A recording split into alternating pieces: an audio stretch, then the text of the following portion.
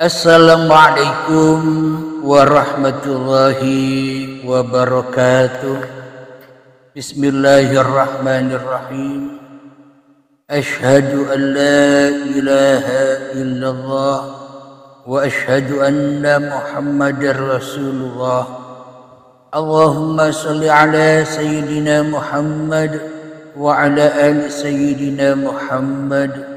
Rabbi shrah li sadri wa yassir li amri wahlul 'uqdatam min lisani yafqahu qawli. Amin. Bismillahirrahmanirrahim.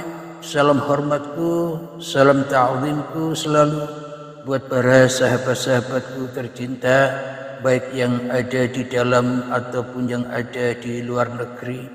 Semoga kita semua di malam ini selalu di dalam kesehatan dan di dalam kebahagiaan. Amin ya rabbal alamin. Bismillahirrahmanirrahim. Sudah seminggu lamanya ada sahabat yang request tentang apa makna dari burung ababil dan pasukan gajah yang diceritakan di dalam surat Al-Fil. Waktu itu dan saat itu saya jawab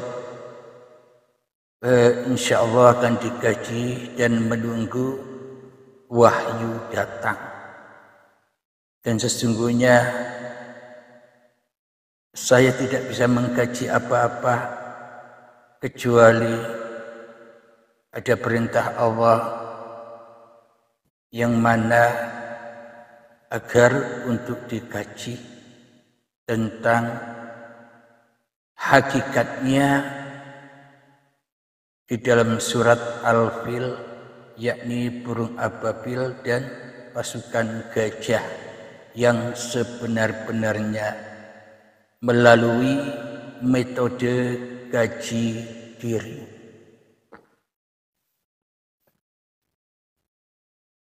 Suara bisa dimonitor ya?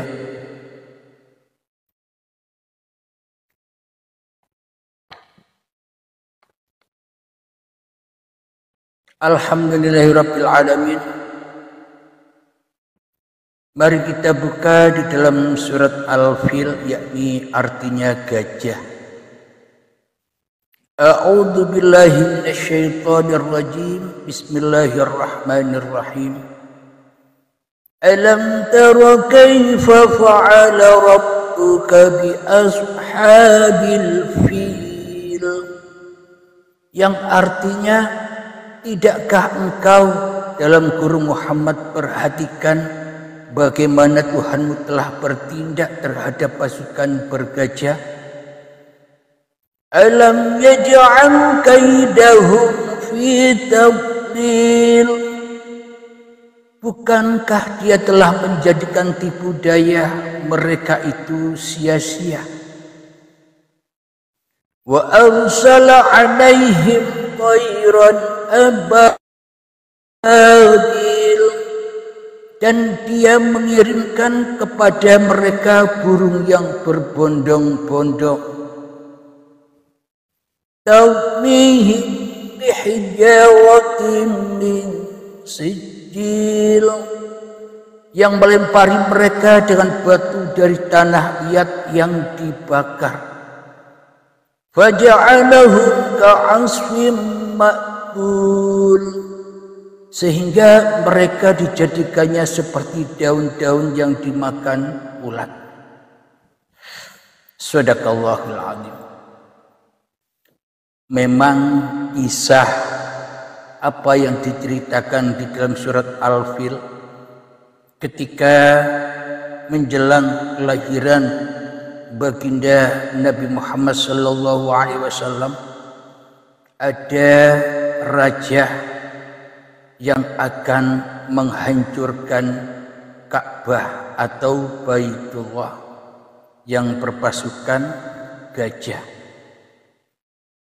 Itu cerita kemanusiaan, cerita secara syariatnya. Berarti memang secara kemanusiaan, secara syariat, kejadian itu telah terjadi. Namun bila kita hanya membahas syariatnya saja, kita membahas cerita kemanusiaan saja, apa bedanya kita mendengarkan dongeng-dongeng peristiwa masa lalu saja? Maka dari itu Al-Quran itu ada arti yang tersurat dan ada arti yang tersirat. Makna mutasyabihat, makna yang sebenar-benarnya.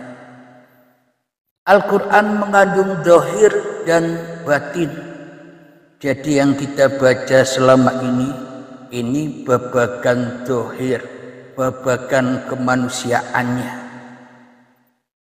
Lalu bagaimana babagan secara batiniahnya, babagan rohaninya, babagan hakikat ma'rifatnya, untuk kita pahami agar cerita ini nyata pada diri tiap-tiap manusia kita. Mari kita pelajari bersama. Kita baca lagi artinya secara yang tersurat. Tidakkah engkau Muhammad perhatikan bagaimana Tuhanmu telah bertindak terhadap pasukan gajah? Pasukan gajah itu menurut Dhahiriyah, menurut syariat, menurut kemanusiaan, ya manusia yang naik gajah. Itulah pasukan gajah. Akan tetapi makna pasukan gajah itu yang bagaimana? Pasukan gajah yang selalu dan selalu menghancurkan Baitullah adalah manusia-manusia yang congkak hatinya, manusia-manusia yang sombong hatinya kepada Tuhannya. Itulah yang dimaksud pasukan gajah. Di ayat Al-Quran ada lagi di dalam surat Al-A'raf ayat yang ke-179 yang bunyi artinya, dan sungguh akan kami isi neraka jahanam banyak dari kalangan jin dan manusia. Mereka memiliki hati tetapi tidak dipergunakannya untuk memahami ayat-ayat Allah. Ya inilah yang dimaksud pasukan gajah itu, manusia-manusia yang belum mengenal Tuhannya, manusia-manusia yang selalu ingkar kepada Tuhannya, manusia-manusia yang selalu mengedepankan diri kemanusiaannya daripada mengedepankan Tuhan yang menciptakan manusianya di hatinya, yakni manusia yang hanya membaca ayat-ayat setan atau ayat-ayat hawa nafsunya sendiri, manusia yang memperhatikan kehidupannya sendiri. Ya inilah yang dimaksud pasukan gajah itu. Dan mereka memiliki mata tetapi tidak dipergunakannya untuk melihat tanda-tanda kekuasaan Allah. Jadi mata kita selama ini hanya memandang sejarah hawa nafsu. Apa maknanya? Kok bisa dikatakan memandang dengan hawa nafsunya? Manusia hanya memandang kemakhlukannya, tidak bisa menerobos siapa di balik makhluk yang dipandang manusia. Inilah manusia-manusia yang buta mata hatinya. Mereka memiliki mata tetapi tidak dipergunakan untuk melihat tanda-tanda kekuasaan Allah. Dan mereka punya telinga tetapi tidak dipergunakannya untuk mendengarkan ayat-ayat Allah. Jadi telinganya hanya untuk mendengarkan ayat-ayat setan. Apa maksudnya? Mendengarkan ayat-ayat Allah. Kalau secara dhahiriyah, secara syariat, mendengarkan Al-Quran. mendengarkan hadis dan sebagainya. Akan tetapi makna mutasyabihatnya yang sesungguhnya ayat-ayat Allah itu, apapun yang digerakkan pada tubuh kita inilah ayat-ayat Allah, kuasa-kuasa Allah, kehendak Allah, daya upaya Allah, itulah yang harus dilihat dan yang harus didengar. Mereka seperti hewan ternak, bahkan lebih sesat lagi. Mereka itulah orang-orang yang lengah. Jadi yang dimaksud pasukan bergajah itu adalah orang-orang yang lengah hatinya, orang-orang yang congkak, yang sombong hatinya. Untuk membaca ayat-ayat Tuhannya, yang dibaca hanya ayat hawa nafsunya saja, yang dikedepankan hanya dirinya sendiri, tidak urus dengan Tuhan. Yang penting aku bahagia, kata kita kan begitu. Berdoa-doa demi kebahagiaannya, akan tetapi lupa kepada siapa yang meminta. Kadang kita berdoa, yang kita saksikan, yang kita hadap bukan Allah, tapi kita berdoa yang kita hadap dan yang kita saksikan apa yang kita inginkan, apa yang kita minta, yang kita lihat. Bukan kita menyaksikan yang memberi, tapi yang kita saksikan hanya pemberiannya saja selama ini. Al-Fil ayat yang kedua, yang artinya, bukankah dia telah menjadikan tipu daya mereka itu sia-sia? Jadi yang dimaksud burung ababil itu yang membawa batu dari tanah liat yang panas itu adalah hidup. Burung itu lambang dari hidup yang diakui oleh manusia. Itulah yang dimaksud burung yang membawa tanah liat yang panas. Pasukan gajah diri manusianya, ketika manusianya merasa berkuasa atas apapun yang dikerjakannya, maka hancur leburlah seperti daun-daun yang dimakan ulat.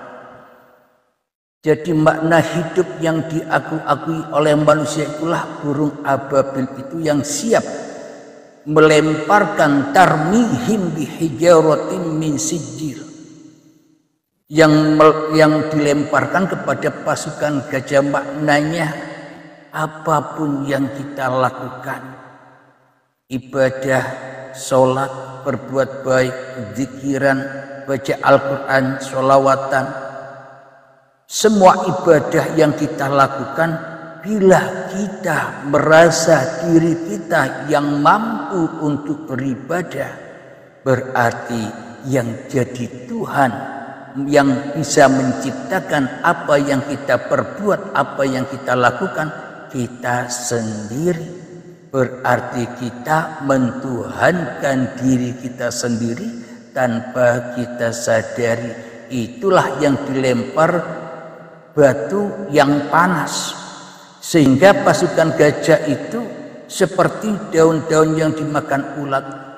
Maka hidup yang masih diakui oleh manusia ini akan menghancurkan seperti daun-daun yang dimakan ulat apa-apa yang diusahakan oleh manusia.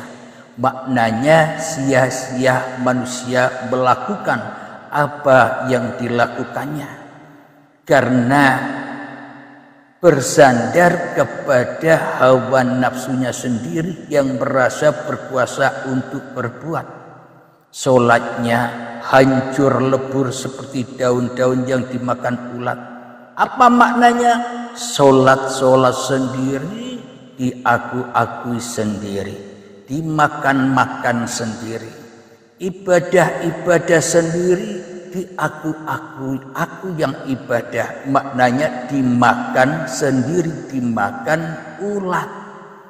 Jadi burung ababil, gajah, dan ulat binatang inilah lambang kemanusiaan diri kita, lambang kedagingan kalau bahasa kerennya dalam sahabat-sahabat kita yang beragama Kristen, kedagingan. Itulah yang dimaksud burung ababil, gajah, dan ulat. Jadi itu makna kiasan untuk supaya kita bisa mengkaji diri kita. Jadi Al-Quran ini mengandung ayat yang tersurat, yakni cerita makhluk, cerita zaman dahulu, cerita orang-orang terdahulu, tapi juga mengandung makna mutasyabihat untuk kita kaji apa yang ada di dalam Al-Quran ini untuk diri kita sendiri, diaplikasikan ke dalam diri, sehingga diri akan menjadi Al-Quran yang berjalan. Tiap diri manusia adalah kitab-kitab suci Tuhannya. Disitulah yang dimaksud mata menyaksikan penciptaan, telinga mendengarkan ayat-ayat Tuhannya. Jadi maknanya cerita yang di luar itu bila kita tidak ambil sebagai pelajaran untuk kita santap bagi rohani kita, maka percuma dan tak bergun kita beragama, percuma dan tak bergun kita beribadah, dan percuma dan tak berguna kita hidup di dunia ini. Alhamdulillahirabbil alamin. Jadi bila kita kaji hanya kemanusiaan saja, cerita-cerita orang terdahulu saja, makna yang tersurat atau syariatnya saja, itu sama saja kita mendengarkan dongeng belaka. Akan tetapi bila kita mengambil hikmah pelajaran dari makna yang tersurat, agar kita gali mutasyabihat, rahasia di balik yang tersurat itu, maka itulah manfaatnya agar hati kita berpasrah diri kepada Tuhan. Jadi yang dimaknai burung ababil itu adalah burung yang membawa tanah batu dari tanah liat yang panas. Maknanya hidup yang masih teraku-akui bahwa hidup ini hidupku, hidupnya manusia. Yaitulah burung ababil yang siap melemparkan tarmihim kepada apa yang kita kerjakan, amal-amal ibadah yang kita kerjakan dihancur leburkan seperti daun-daun yang dimakan ulat. Bagaimana mungkin tidak seperti daun-daun yang dimakan ulat? Wong apa yang kita kerjakan, kita akui, kita banggakan bahwa aku yang bisa melaksanakan sholat, aku yang bisa melaksanakan ibadah, aku yang pintar, aku yang pandai, aku yang makrifat dan sebagainya. Itulah tanda burung ababil yang membawa bara api yang terbuat dari tanah liat yang menghancurkan pasukan gajah. Apa yang kita perbuat maka hancur lebur dan tiada gunanya. Kenapa kok tak ada gunanya dan sia-sia? Wong tidak dipersembahkan kepada Allah, tapi kita persembahkan untuk kepuasan hawa nafsu kita sendiri sahaja selama ini. Karena kita demen, karena kita senang, karena kita cinta nonton tontonan yang di luar diri kita, sehingga di dalam diri kita jadi kuburan gelap. Ketika gelap gulita hati kita, maka dihuni oleh syaitan, dihuni oleh iblis, dihuni oleh kemungkaran dan sebagainya. Akan tetapi bila manusia mau berhijrah di dalam kegelapan hati ini yang dicontohkan oleh baginda Rasulullah sallallahu alaihi wasallam, yang mana 15 tahun di dalam gua Hira, di dalam kegelapan, guna untuk mencari cahaya Tuhan, guna untuk mengenal Tuhan. Jadi sudah lama, begitu lamanya kita berada di gua yang penuh dengan kegelapan ini, hati kita yang gelap gulita.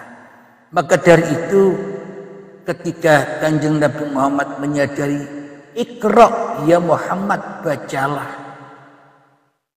Berhubung Nabi Muhammad belum memahami apa yang mau dibaca, ma'ana biqori, saya tidak bisa membaca. Kenapa? Apa yang dimaksud membaca itu? Iqra bismi rabbikal ladzi khalaq. Bacalah dengan nama Tuhanmu yang menciptakan. Maknanya disuruh baca. Diri kita, diri saya disuruh baca. Siapa sebenarnya aku ini? Siapa sebenarnya Anda? Kalau kita belum kenal siapa diri kita, maka kita tak akan pernah kenal Tuhan. Jadi untuk mengenal Tuhan bukan dari yang di luar. Untuk mengenal Tuhan dari yang di dalam diri kita. Kita harus Isra Mi'raj, menembus 7 langit. Apa menembus 7 langit itu? Menembus kudrat, iradat, ilmu, hayat, sama, basor, kalam, harus ditembus, harus dihancurkan. Apa maknanya dihancurkan? Jangan diaku-akui kehendak yang ada pada diri kita ini, kehendak kita. Jangan diakui kuasa yang ada di dalam diri kita ini kuasa kita. Jangan diakui ilmu yang kita miliki ini adalah ilmu kita. Jangan diakui hidup yang selama ini kita akui sebagai hidup kita, supaya diserahkan lagi bahwa hidup inilah Allah. Tapi jangan ngaku-ngaku jadi Allah loh ya. Jadi diserahkan lagi bahwa apa yang kita lihat sebenarnya bukan penglihatan kita. Dan bukan siapa-siapa lagi yang dilihat kecuali Allah itu sendiri. Yang bisa melihat Allah, ya Allah. Pakai matanya siapa? Matanya Allah. Apakah ini mata kita? Ini matanya Allah. Allah yang membuat, Allah yang mencipta, Allah yang menyaksikan alam semesta ini. Jadi tanda bukti penciptaan alam semesta ini, ya yang melihat itulah yang mencipta. Maka dari itu, kalau kita belum mengenal diri kita sendiri, maka tak akan pernah bisa mengenal Allah. Bila kita tidak mengenal Allah, berarti kita belum beragama, alias masih kacau hatinya. Apa sih tujuan agama itu? Dan apa sih arti dari agama itu? Tidak agama kacau. Jadi makna manusia disuruh memeluk suatu agama, agama apapun itu, supaya hatinya tidak kacau di dalam kehidupan ini, supaya hatinya tidak bingung di dalam kehidupan ini, supaya tidak jadi pasukan bergajah di dunia ini, supaya selamat kita ini. Makanya disuruh beragama, dan tujuan semua agama tak lain dan tak bukan untuk berserah diri, datang lagi, pulang lagi kepada Tuhan yang menciptakan diri kita. Itulah satu-satunya tujuan seluruh agama. Jadi bila kita belum mengenal Allah, awaluddin ma'rifatullah, awal pondasi sebuah agama, agama apapun itu, kita harus mengenal siapa sih yang mewujudkan kita ini. Selama ini kan kita tidak mau tahu, tidak mempersoalkan siapa dan dari mana diri kita. Dalam diri kita yang penting aku wujud, yang penting aku ada. Berarti itu sama saja kita merasa bahwa hidup ini adalah kita. Badan ini milik kita, alias badan ini ciptaan-ciptaan kita sendiri. Apa bukti bahwa badan-badan kita ini adalah ciptaan kita sendiri? Buktinya, logikanya, apa yang kita lakukan seolah-olah kita yang melakukan. Apa yang kita kerjakan seolah-olah semua itu dari daya upaya diri kita sendiri. Itulah tanda bukti bahwa kita telah mengaku-ngakui bahwa diri kitalah yang menciptakan badan dan yang menciptakan apapun yang digerakkan oleh badan. Apa tidak bahaya itu? Akidah kita selama ini telah melenceng jauh dari akidah yang diajarkan oleh para nabi dan para rasul, yakni berserah diri kepada Tuhan.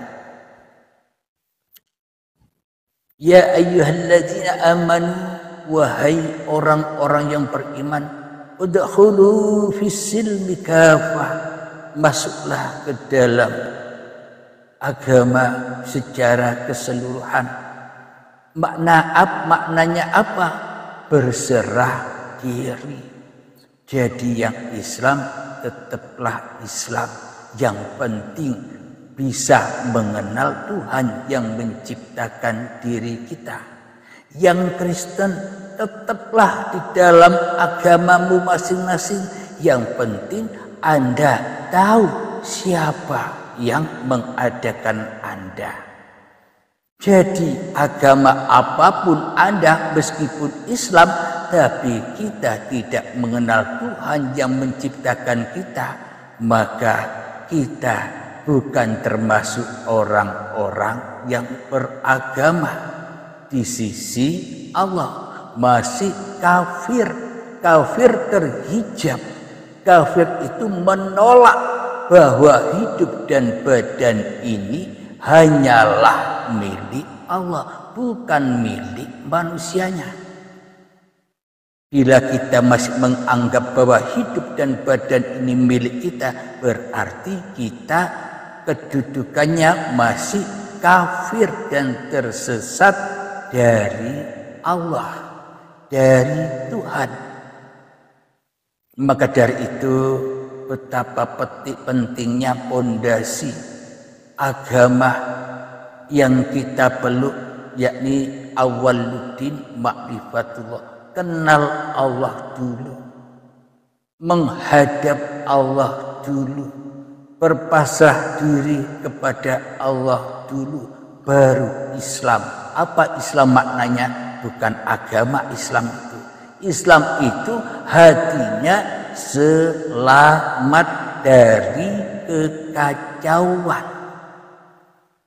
Jadi meskipun orang itu agama Kristen, Nasrani, Yahudi, Majusi, bila hatinya sudah enjoy, bila hatinya sudah berserah diri kepada Tuhannya, bila hatinya sudah nrimo ing pandung, jika hatinya sudah menerima semua ketetapan-ketetapan Tuhannya, itulah orang-orang yang selamat.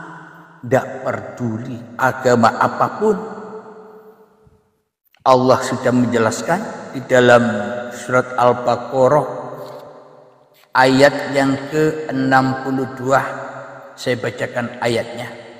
Oh, berarti saya menyamakan semua agama. Betul, semua agama itu sama. Semua agama sama-sama tersesat. Kenapa? Karena agama-agama yang dianut oleh manusia selama ini bukan agama Tuhan.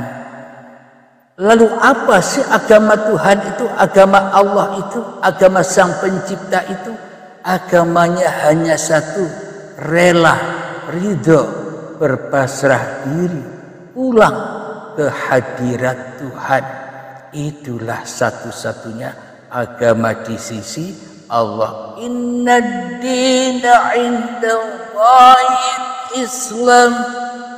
Sesungguhnya agama yang diridhoi di sisi Allah adalah ketika manusianya datang dan menyerahkan dirinya kepada Tuhannya. Itulah agama di sisi Tuhan. Jadi bukan agama-agama yang kita pahami selama ini. Ini bukti bahwa seluruh agama apapun manusia bila tidak mengenal Tuhan, ia tersesat. Namun apapun agama manusia bila manusianya beriman kepada bahwa hidup yang menghidupinya itu adalah Tuhan itu sendiri, maka selamatlah mereka, agama apapun mereka. Kita simak bersama, minum dulu ya.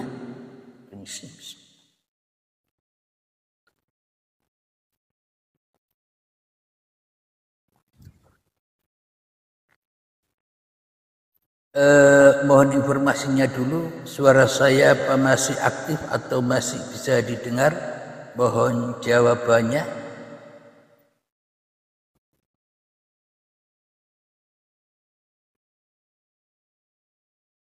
Suara saya masih terdengar? Mohon dijawab. Alhamdulillah, terima kasih. Surat Al-Baqarah ayat yang ke-62, saya bacakan Arabnya. Bismillahirrahmanirrahim. Innal ladzina amanu wal ladzina hadu wan nasara was-sabiina man amana billahi wal yawmil akhir wa amila sholihan falahu ajruhum 'inda rabbihim wa la khaufun 'alaihim wa la hum yahzanun. Yang artinya sesungguhnya orang-orang yang beriman, orang Islam maksudnya, orang-orang Yahudi, orang-orang Nasrani, dan orang-orang Sabi'in, siapa saja di antara mereka yang beriman kepada Allah dan hari akhir dan melakukan kebajikan, mereka mendapat pahala dari Tuhannya. Tidak ada rasa takut pada mereka dan mereka tidak bersedih hatinya. Jadi apapun agamanya, bila ia beriman kepada Allah. Iman kepada Allah itu maksudnya apa sih?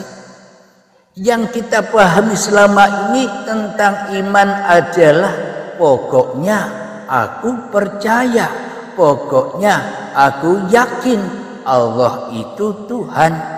Hanya pokoknya wae, bondo pokoknya. Jadi apa sih iman itu?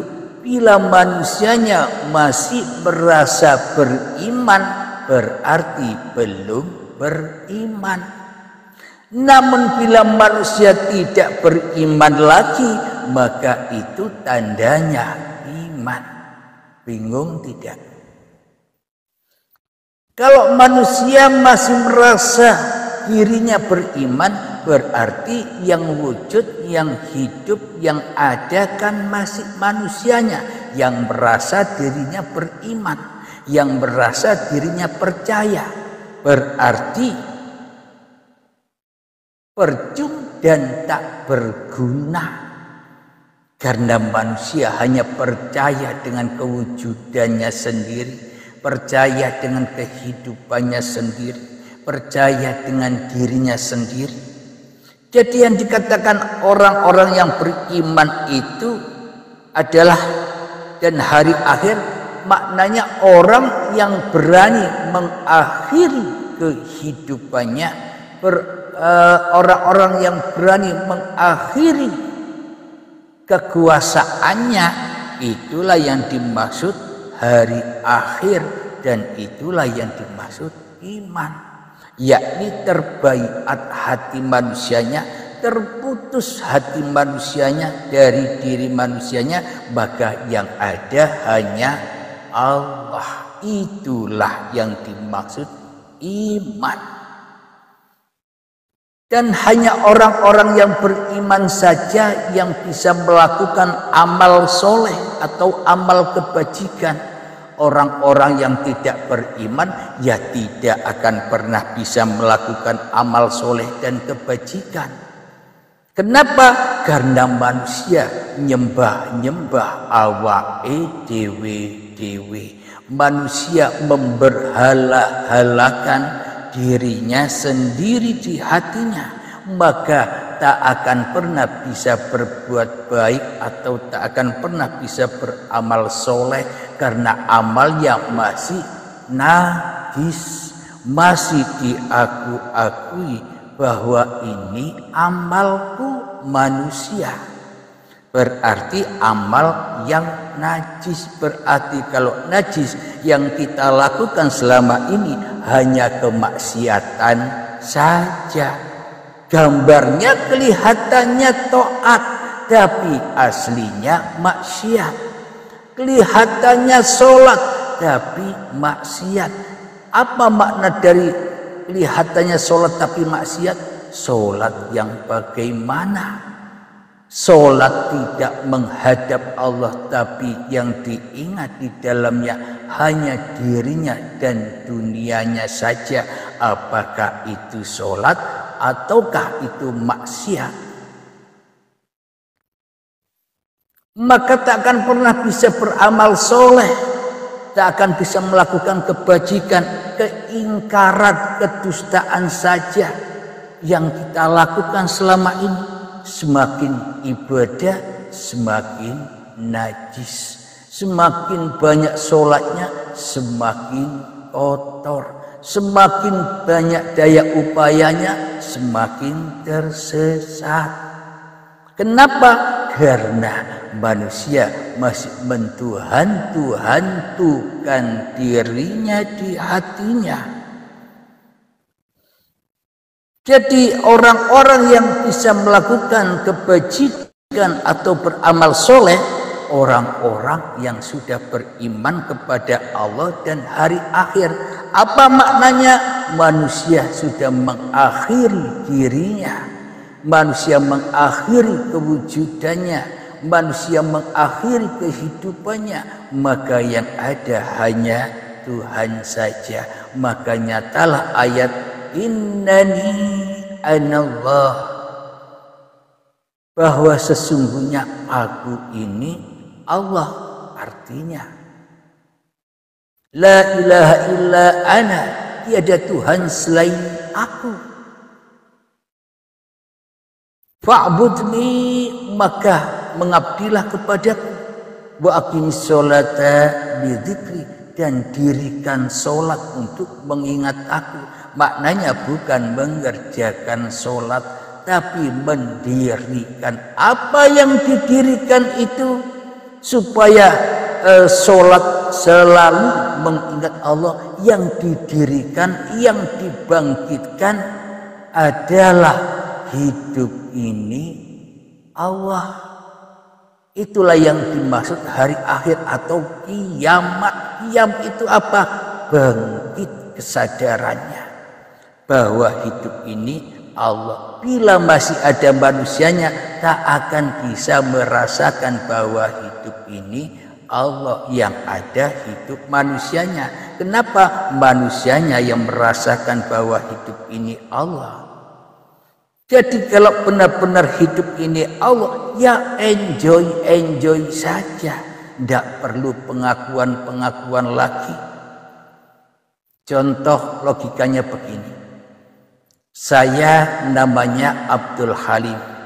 Nama Anda siapa? Coba dipahami sendiri-sendiri. Saya Abdul Halim.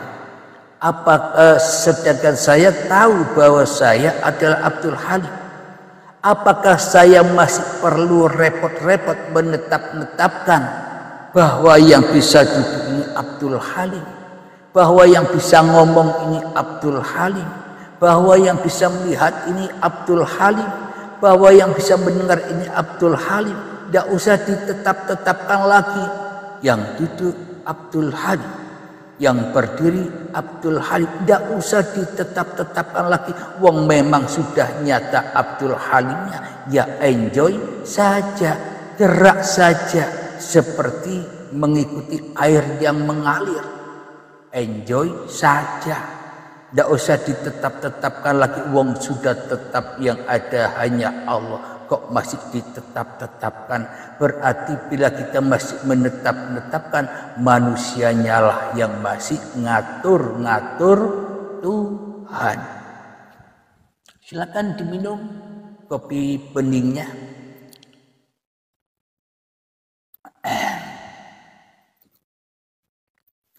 Jadi amal yang soleh atau yang amal kebajikan suci bersih dari laku kemanusiaannya.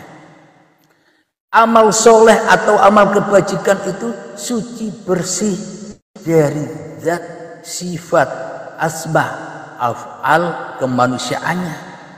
Kenapa? Karena zatullah, sifatullah, asma'ullah, af'alullah, Allah sendiri yang beraf'al, Allah sendiri yang menggerakkan manusia.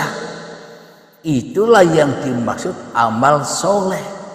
Itulah yang dimaksud mengingat Allah. Kenapa kita harus mengingat Allah? Karena sudah nyata-nyata yang ada hanya Allah. Bila kita merasa masih mengingat Allah, berarti kita masih merasa bahwa diri kita lah yang bisa ingat Allah.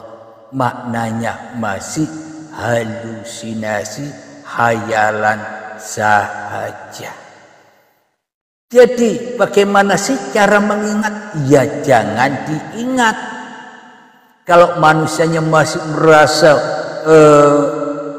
mengingat, berarti ya belum ingat.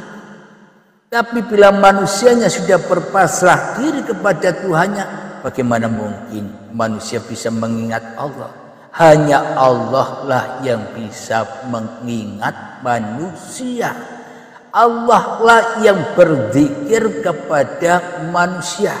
Itulah yang dimaksud seluruh alam semesta ini bertasbih, mensucikan Allah.